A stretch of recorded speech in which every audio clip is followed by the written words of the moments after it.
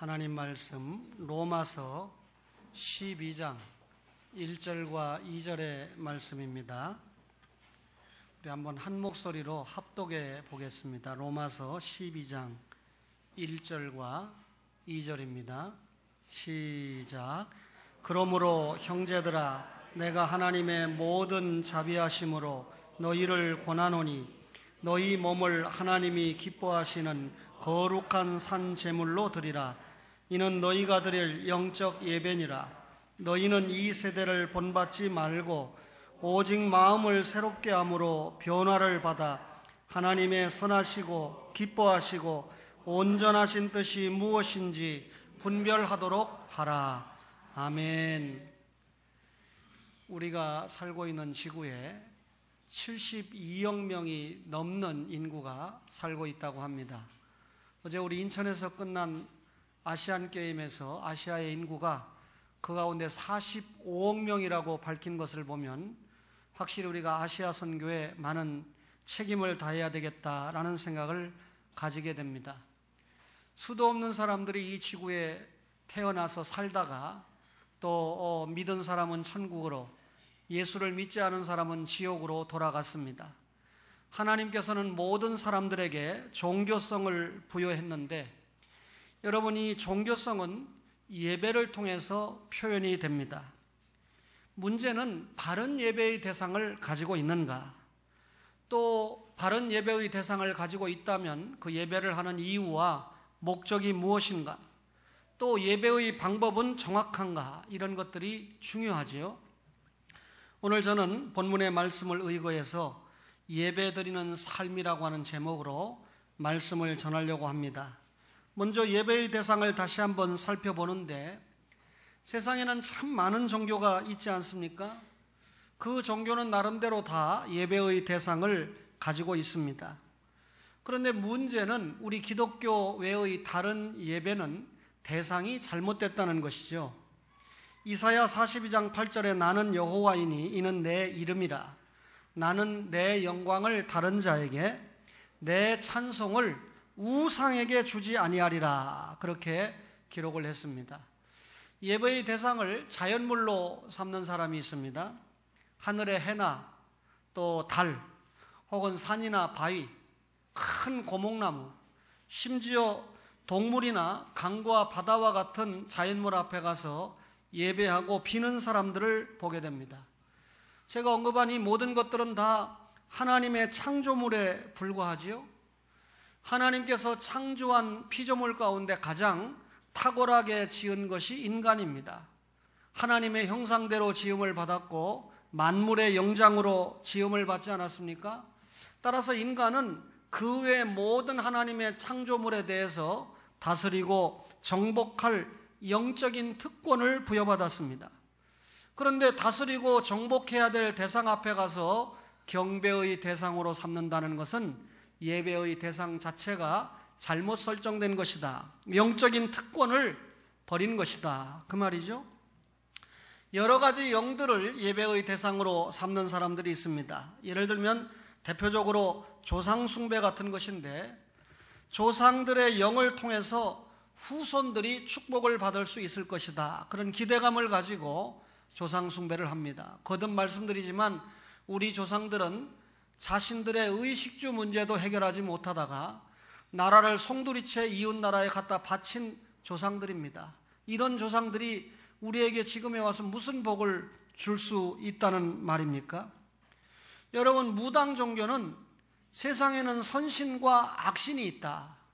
이 무당의 신접 행위를 통해서 선신을 통해서 선한 영을 불러오고 이 악신은 악한 영을 가지고 있는데 신접 행위를 통해서 악한 영을 쫓아내고 선한 영을 불러옴으로 말미암아 따라서 축복을 받게 한다라고 하는 것이 무당 종교의 내용이죠. 잘못된 예배 대상입니다. 여러분, 무신론자들은 세상에 신이 없다고 주장을 합니다. 그렇게 말하면서 자신도 모르는 사이에 과학을 신으로 삼거나 혹은 자기 육신의 건강을 신으로 삼거나 혹은 자기 자신을 신으로 삼습니다. 성경에 헬라의 안티오코 에피파네스라든지 혹은 네로 황제라든지 데오도시우스 황제라든지 이런 로마의 여러 황제들이 자기 자신이 신이다, 나를 숭배하라, 자기 신격화를 했던 대표적인 사람들이죠. 어떤 사람은 돈에 의지해서 모든 인생을 보내고 있습니다. 이런 것들은 다 자기 위주의 예배의 삶을 사는 사람들이죠. 어제도 텔레비전에 임권택 감독이 뒷자리에 보이던데 그분이 서편제를 만들지 않았나요? 서편제 보셨습니까? 여러분, 단순히 배경이 너무나 아름답다든지 혹은 그 서편제를 보면서 역시 우리 것이 좋은 것이요, 그 정도만 깨닫습니다. 아마 그 서편제가 요구하는 중요한 중심 주제 가운데 하나가 인간이 소리를 통해서 궁극적인 구원에 도달할 수 있다라고 하는 소리의 중요성을 강조한 것이 서편제라고 생각이 됩니다. 여러분, 이 과거에는 우리나라도 예외가 아닙니다만은 한 시대 문화를 지배하는 종교가 있었습니다. 조선, 그러면 유교 혹은 부녀자들 가운데 불교, 이런 식으로 대표적인 한 시대를 대표하는 종교가 있었습니다. 근데 오늘 2014년을 사는 오늘 이 시대는 확실히 종교 다원화 시대거든요. 여러분, 여러 종교가 혼재해 있죠. 그 가운데 우리가 믿는 이 기독교 신앙이 상당한 영향력을 가지고 있는 것은 사실입니다. 우리 기독교 신자의 입장에서 여러분, 다른 종교, 다른 대상을 예배하는 사람들에 대해서 어떻게 우리가 생각을 해야 될까요? 1884년에 알렌 선교사가 들어온 이후에 1960년대까지는 적어도 배타주의적인 입장이었습니다. 다시 말하면 여러분, 신학적인 개념에서 볼 때 우리 기독교에만 구원의 유일성이 있다, 예수 믿는 믿음으로만 천국에 간다, 이렇게 우리가 강조를 했죠. 여러분, 이 선교사들이나 종교학자들은 이 기독교를 계시성과 문명성에 두었습니다. 다시 말하면 유일신 하나님께 계시를 받은 종교다. 여러분, 이 근대 서구 문명을 모델로 삼으면서 기독교를 받아들여야 문명적인 종교가 될 수 있다. 여러분, 1987년 1월 6일에 독립신문에 뭐라고 기록을 했냐면, 크리스도시의 교는 착실히 하는 나라들이 지금 세계에서 제일 강하고 제일 부유하고 제일 문명하고 제일 개화되어 있다. 독립신문에 그렇게 기록을 했습니다. 1889년 6월 1일에 대한그리스도회보에는 뭐라고 기록을 했냐면, 지금 서양 각국의 제일 문명하고 제일 부강한 나라가 어떤 종교를 가지고 있느냐? 기독교를 가지고 있다, 그 말이죠. 여러분, 1894년에 청일전쟁이 우리나라를 통해서 목격이 되고 일본이 승리하는 것을 보면서 기독교 신앙을 통한 서구 문명에 대해서 대단히 관심을 가졌습니다. 그럼에도 불구하고 우리는 기독교 외에는 구원이 없다, 배타주의적인 입장을 가졌습니다. 1960년대 이후부터 포용주의적인 입장이 생기게 되는데, 포용주의 입장이라는 건 뭐냐면 다른 종교가 선교의 대상이면 틀림이 없지만 다른 종교와 대화하고 다른 종교와 협력해야 된다. 여러분, 대화하고 협력할 수 있지요. 1919년에 3.1운동이 있었습니다. 민족대표 33인 가운데 여러분, 기독교가 16명, 천도교가 15명, 불교가 2명이었습니다. 여러분이 민족 지도자들이 함께 했지만 그 당시 기독교 지도자 16명이 여러분 함께하는 천도교나 함께하는 불교에 구원이 있다고 믿지 않았습니다. 다시 말하면 기독교의 구원의 진리성과 독특성과 고유성을 포기하지 않고 대화하고 협력했습니다. 이런 입장이 포용주의적인 입장이죠. 1970년대부터 지금에 와서는 종교다원주의적인 입장을 상당히 취하고 있습니다. 무슨 말입니까? 타 종교는 선교의 대상이 아니다. 타 종교에도 구원이 있다. 타 종교나 기독교는 각기 동등한 입장이다. 기독교가 가지는 구원의 독특성이나 진리의 고유성을 포기한 것이 종교 다원주의적인 입장입니다. 모든 종교는 모두 각기의 종교를 통해서 구원에 도달할 수 있다라고 하는 것이 종교 다원주의의 입장입니다. 여러분, 우리가 이 교리적인 배타성은 기독교뿐만 아니라 다른 종교도 다 가지고 있습니다. 여러분, 유대교가 다른 종교를 포용합니까? 교리적으로요? 이슬람교가 다른 종교를 교리적으로 포용합니까? 심지어 여러분, 이 불교도 다른 종교를 포용하지 않습니다. 스리랑카라고 하는 나라를 기억하지요? 이 스리랑카는 불교의 나라인데 교회만 생겼다고 하면, 기독교 신자만 생겼다고 하면 테러하고 폭력을 하는 나라가 스리랑카입니다. 여러분, 태국이라고 하는 나라도 헌법상으로는 종교의 자유를 부여했음에도 불구하고 계속해서 기독교 신자를 핍박하고, 미얀마도 마찬가지입니다. 여러분, 이런 시대인데 이 기독교 신자나 학자나 목사들 가운데 종교 다원주의를 주장하면서 신목사와 같이 기독교에만 진리가 있다, 기독교에만 구원이 있다고 하는 것은 잘못된 것이다라고 가르치는 사람들은 같은 값이면 목사직 내려놓고 오늘부터 머리를 깎거나, 아니면 이 천주교 신부를 만드는 가톨릭 대학을 다시 가거나, 아니면 이슬람으로 전향하는 것이 훨씬 더 낫지 않겠나 하는 생각을 해보게 됩니다. 여러분, 모든 사람들은 무엇인가 신을 섬기고 살아갑니다. 바울이 아덴을 방문했을 때 범사에 종교성이 많다 그랬어요.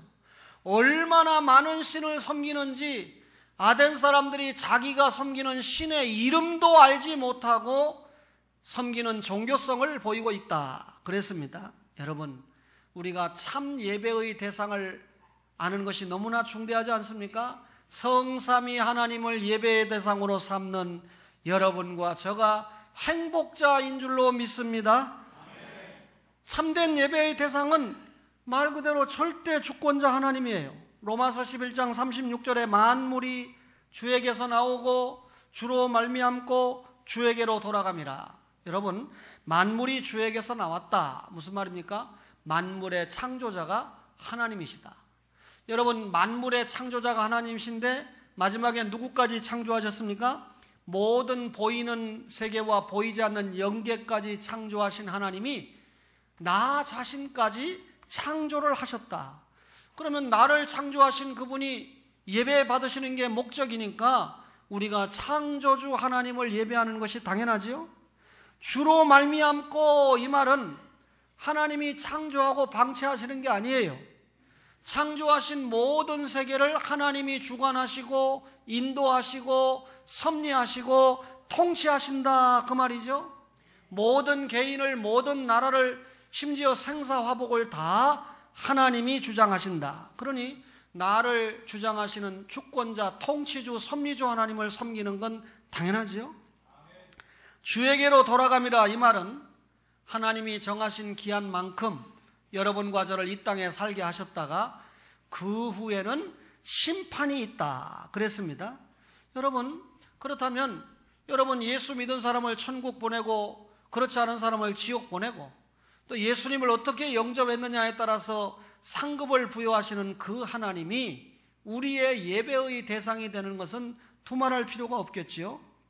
그 하나님이 구속주 하나님입니다. 이사야 43장 1절에 야곱아, 너를 창조하신 여호와께서 지금 말씀하시느니라. 내가 너를 구속하였고 내가 너를 지명하여 불렀다. 사람이 만물의 영장으로 지음을 받았죠. 하나님과 교제하는 관계 아닙니까? 그런데 우리의 시조 아담의 죄가 하나님과의 관계를 단절시켰어요. 영적인 단절이지요. 여러분, 영적으로 하나님과 단절된 인생은 영원한 지옥에 가서 영원히 고통을 받으며 살게 되어 있습니다. 하나님께서 아담 이후에 택자를 사랑하셔서 하나님이 범죄한 아담에게 구속주 예수 그리스도를 제시하셨습니다. 여러분, 인류의 죄값을 갚기 위해서 예수님이 이 땅에 오시고 십자가에 죽으신다라고 하는 복음을 제시하신 것이죠. 따라서 첫사람 아담도 지금도 예수 그리스도를 믿어야 구원을 받습니다. 예수 그리스도를 믿음으로 영원한 천국을 축복으로 받는 것입니다.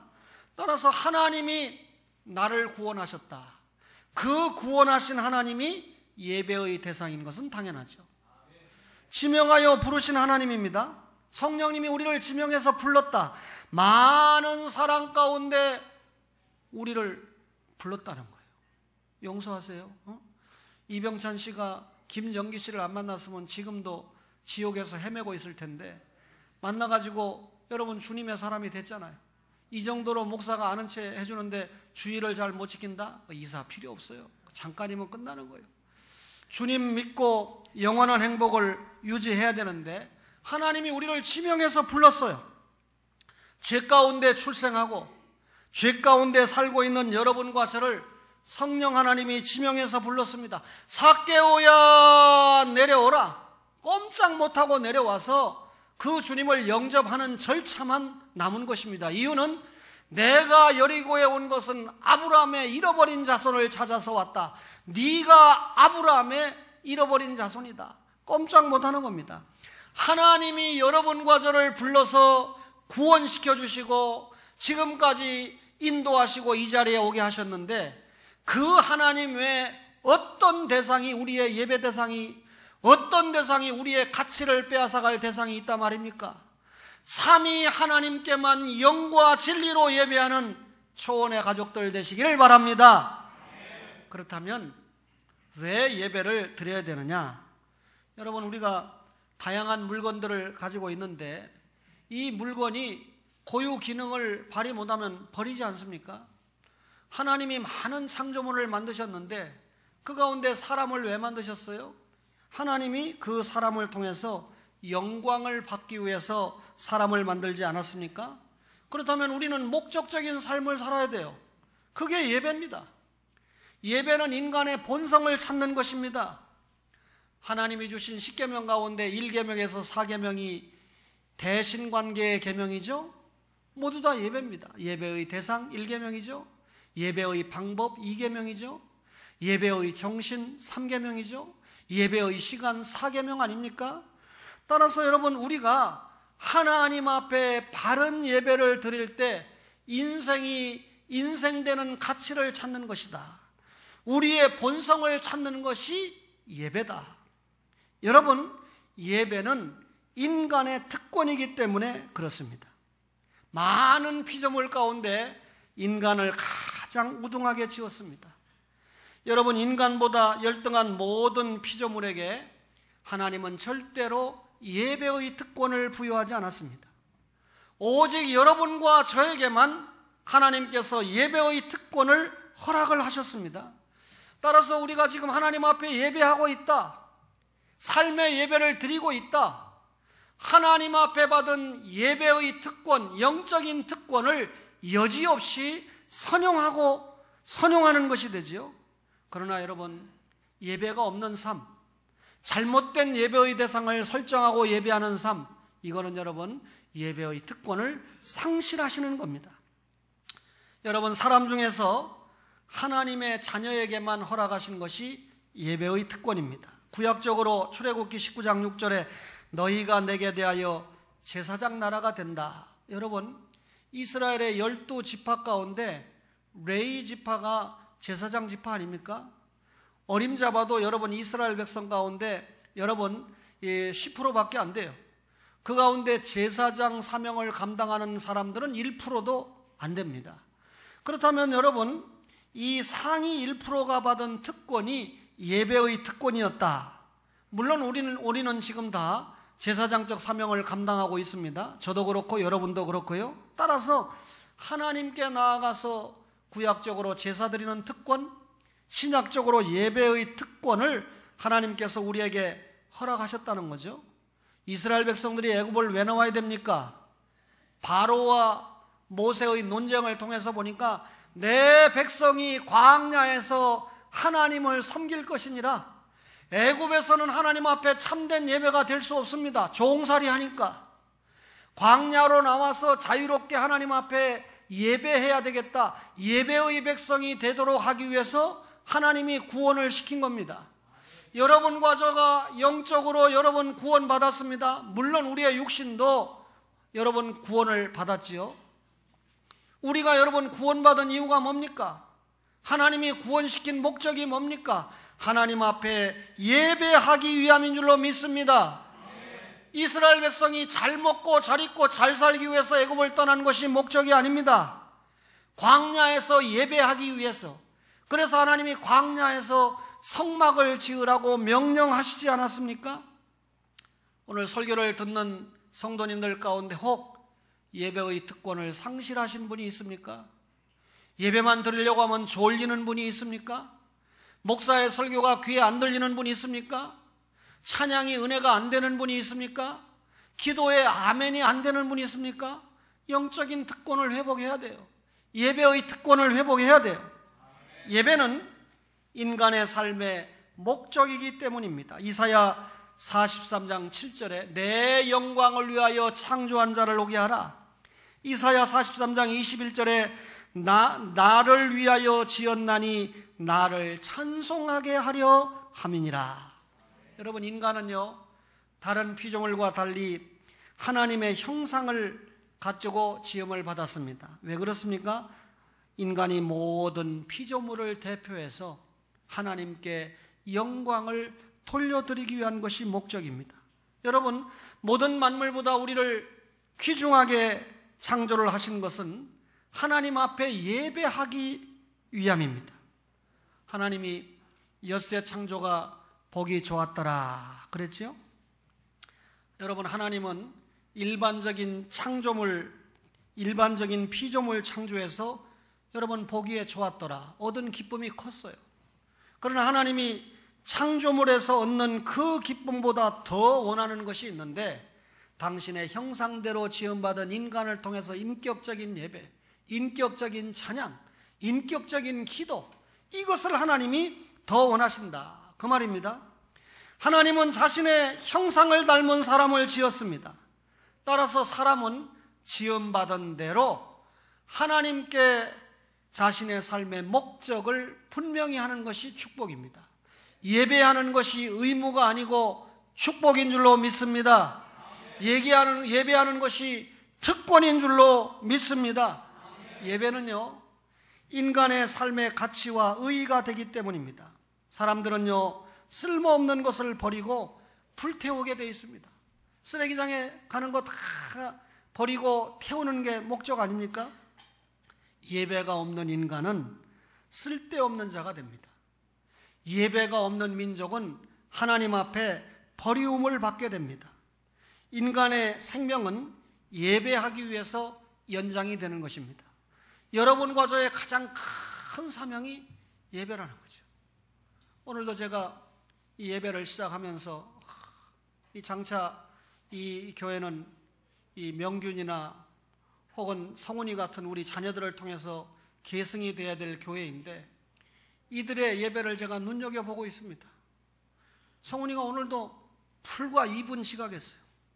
그 내가 느끼면서, 어쩌겠노? 좀 믿음이 약한 태명이 데리고 온다고 그랬는데 그건 핑계지.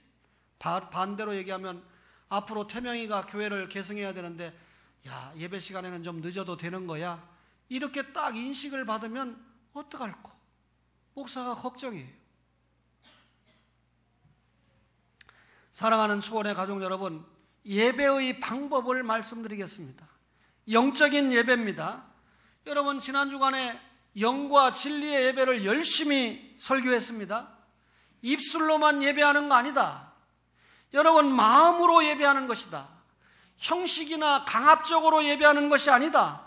하나님을 바로 알고 드리는 예배가 영과 진리의 예배다. 하나님을 바로 할 때 참다운 회개, 하나님을 제대로 할 때 참다운 감사가 터지게 되어 있습니다. 하나님을 바로 할 때 기도가 간절해지고, 하나님을 바로 할 때 찬송이 뜨거워지고, 하나님을 바로 할 때 우리의 몸과 마음과 물질을 드려도 아깝지 않은 것입니다.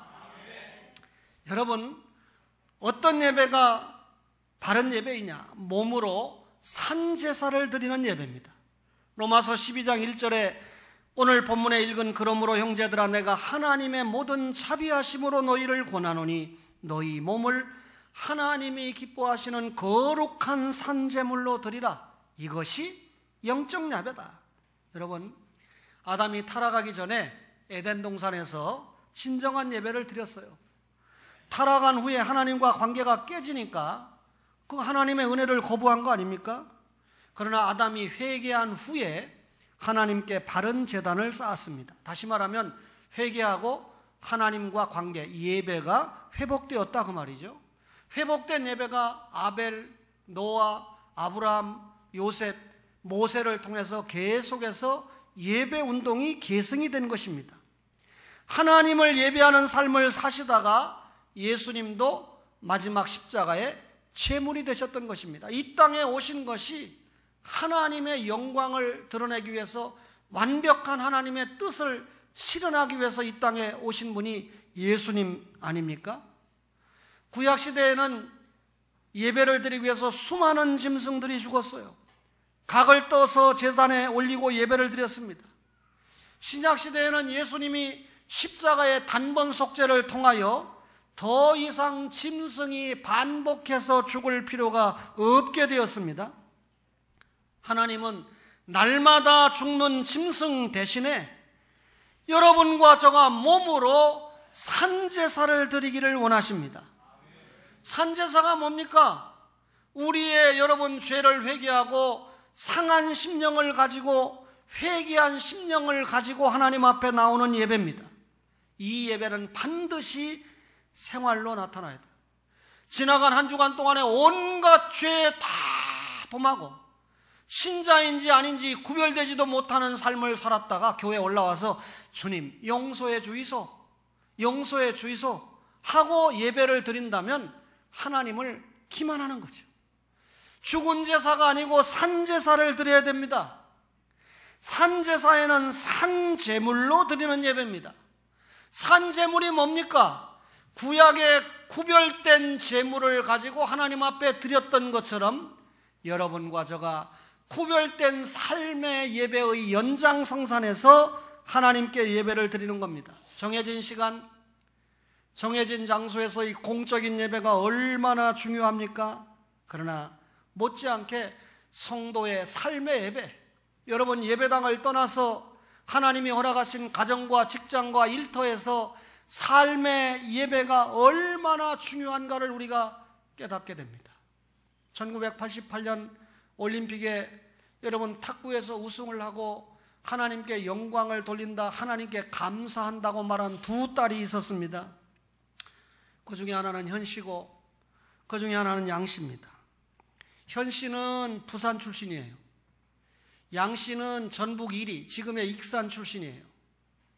여러분, 현 씨는 탁구를 할 때 대단한 공격형 선수입니다. 그런데 양 씨는 수비형 선수죠. 그래서 공수가 딱 맞아가지고 88년에 세계를 제패했어요.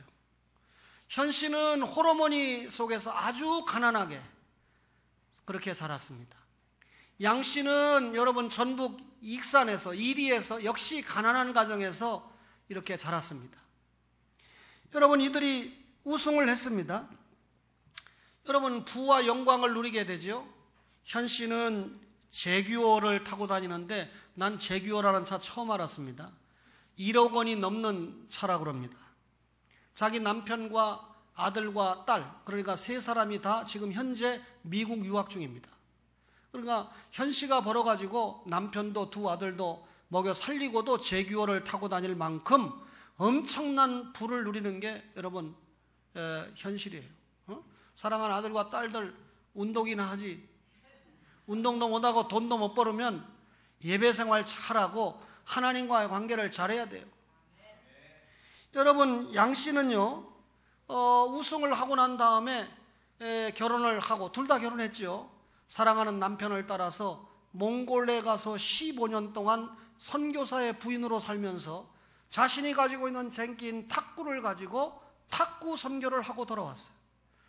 여러분 다 선교비로 쓰고 자녀들 유학 꿈도 못 꿉니다. 어렵게 몽골에서 생활하고 돌아와서 15년 선교를 마치고 지금 평범하게 한국에서 살고 있습니다.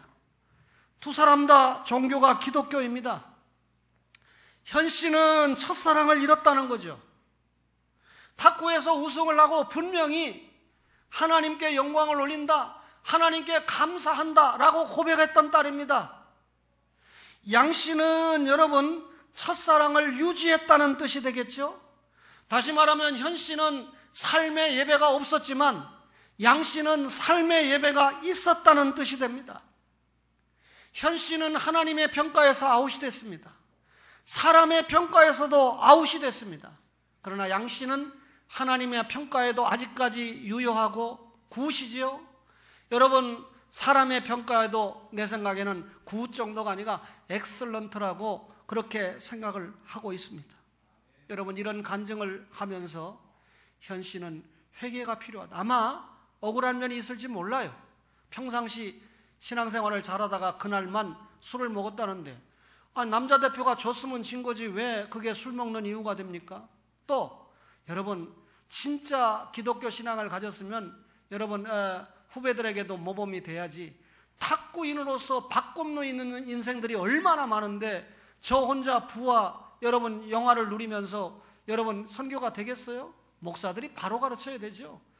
여러분, 못하는 건 지 책임이고 못 가르치는 건 목사 책임 아닙니까? 그러니까 저는 열심히 가르칩니다. 여러분, 양 씨는 하나님의 평가도 사람의 평가도 좋았으니까 지금 내가 그에게 회개를 촉구하는 것보다는 계속적인 경건 유지, 경건 연단과 더불어서 사명을 감당해야 된다. 그런 생각을 합니다. 여러분, 삶의 예배의 차이입니다. 여러분, 오늘 여러분 삶의 예배를 잘 드리면 구원받은 신자가 사회에서 얼마든지 영향력을 보일 수 있고 많은 사람들에게 예수 믿게 할 수 있고 또 여러분 자신의 상급도 보장되는 것 아닙니까? 사랑하는 초원의 가족 여러분, 고린도전서 6장 19절 이하에 너희는 너희 자신의 것이 아니라 값으로 산 것이 되었으니 그런즉 너희 몸으로 하나님께 영광을 돌리라 그랬습니다. 날마다의 예배 생활로 하나님을 기쁘시게 하시기를 바랍니다. 교회에서만 드리는 것이 예배가 아니고 우리의 모든 세상 생활이 예배 생활의 연장이 되어야 됩니다. 그래서 우리가 하나님 앞에서 신전인격자, 그렇죠? 또 사람과의 관계에서 인화, 협동적인 인격자, 물질과의 관계에서 정복적인 인격자로 살아갈 때 바른 순서가 되지요. 신전인격이 안 되는데 인화협동이 되겠습니까? 하나님과의 바른 관계를 공예배와 공예배의 연장성산에서 여러분 삶의 예배를 드림으로 하나님을 기쁘시게 하는 초원의 가족들 되시기를 주님의 이름으로 축원합니다.